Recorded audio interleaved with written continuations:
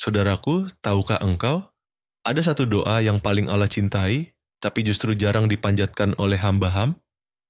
Padahal doa ini bisa membuka semua pintu kebaikan.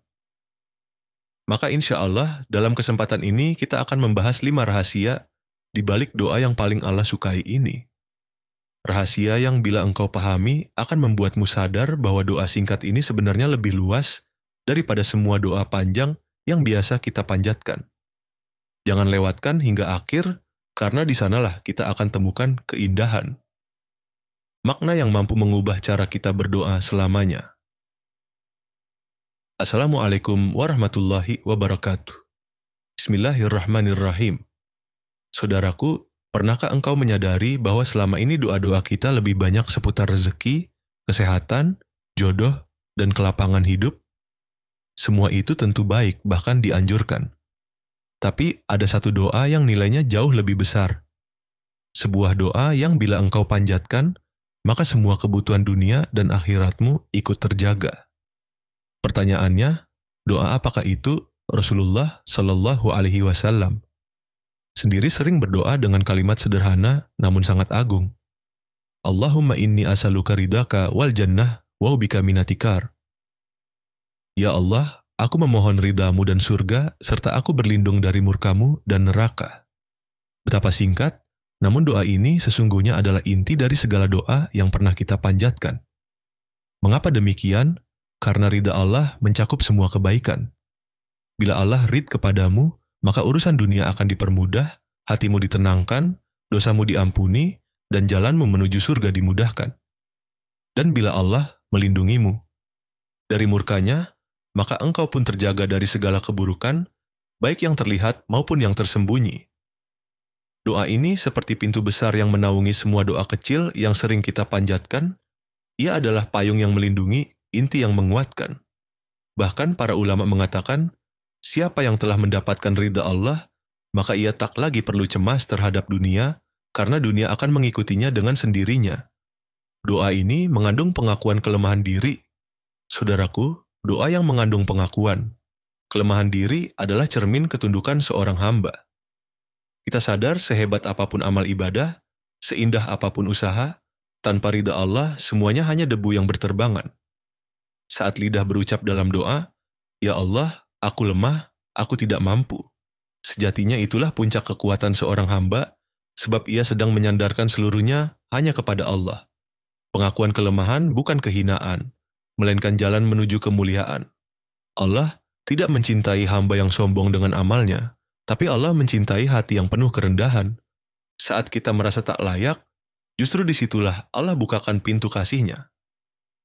Bukankah Adam alaiham diampuni bukan karena ia tidak berdosa, melainkan ia jujur mengakui kelemahannya di hadapan Allah?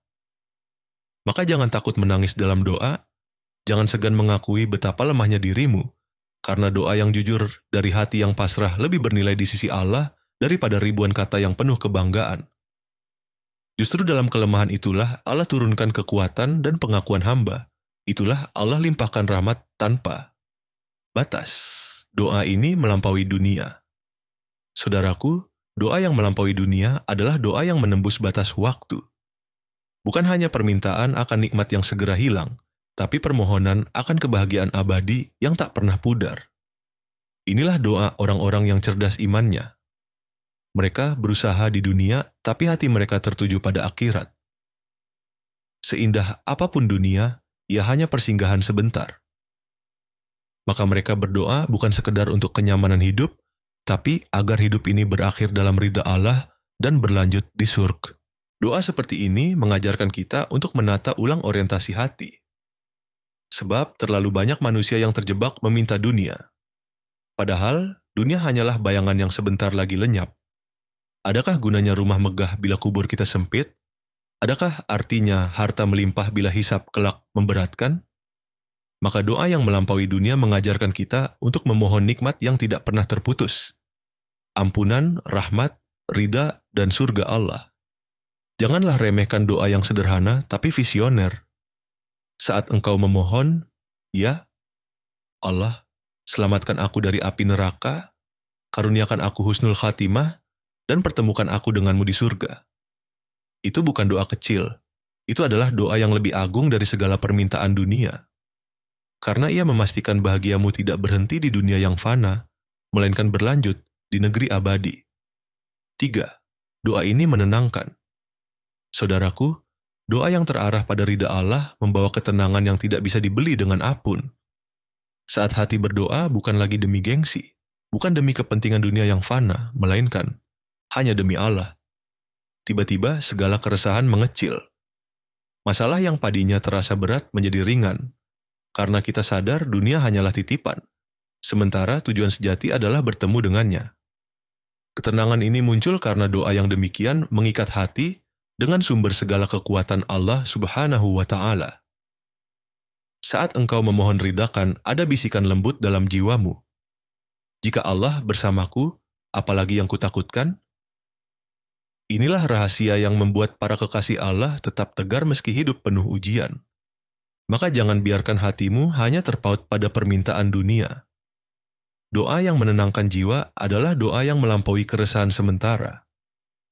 Doa yang menambatkan hati pada keabadian.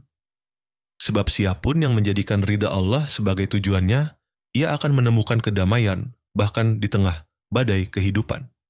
4. Doa ini adalah doa para nabi. Saudaraku, bila kita membuka lembaran kisah para nabi, kita akan mendapati bahwa doa mereka bukan sekadar untuk kelapangan dunia, tetapi selalu terarah pada keselamatan akhirat. Nabi Ibrahim memohon agar diberi hati yang bersih dan dijauhkan dari menyembah berhala. Nabi Yusuf di akhir hidupnya berdoa agar diwafatkan dalam keadaan muslim dan digabungkan bersama orang-orang saleh. Bahkan Nabi kita Muhammad SAW pun lebih banyak berdoa untuk ampunan, rahmat, dan keselamatan umatnya di akhirat kelak. Inilah pelajaran besar bagi kita para nabi yang kehidupannya penuh ujian berat, tidak larut, dalam keluhan tentang dunia. Mereka lebih sibuk memohon ridha dan kasih sayang Allah, karena mereka tahu, dunia hanyalah singgah sebentar, sementara akhirat adalah negeri abadi. Doa mereka seakan menjadi cahaya yang menunjukkan jalan bahwa tujuan tertinggi bukanlah kesenangan dunia, melainkan keselamatan di hadapan Allah kelak. Maka tidakkah kita merasa malu jika doa kita lebih sering tentang rezeki, kesehatan, atau urusan dunia semata? Sementara urusan akhirat kita lupakan. Saudaraku, belajarlah dari doa para nabi. Jadikan akhirat sebagai pusat permohonanmu. Niscaya dunia pun akan Allah cukupkan dan hatimu akan merasakan kedamaian yang lebih dalam daripada apun. 5. Doa ini membuka pintu keberkahan hidup. Saudaraku, doa yang memohon ridha Allah bukan hanya tentang akhirat, tapi juga membawa berkah yang nyata dalam kehidupan dunia. Ketika Allah sudah ridha, maka langkahmu dipermudah, rezekimu dicukupkan, masalahmu diberi jalan keluar, bahkan hal-hal kecil dalam hidup pun terasa penuh keberkahan, sebab ridha Allah adalah sumber dari segala kebaikan. Betapa sering kita melihat ada orang yang sederhana hidupnya tapi tenang, hatinya lapang, dan keluarganya penuh kasih. Itu bukan karena harta melimpah, melainkan karena Allah melimpahkan ridhanya.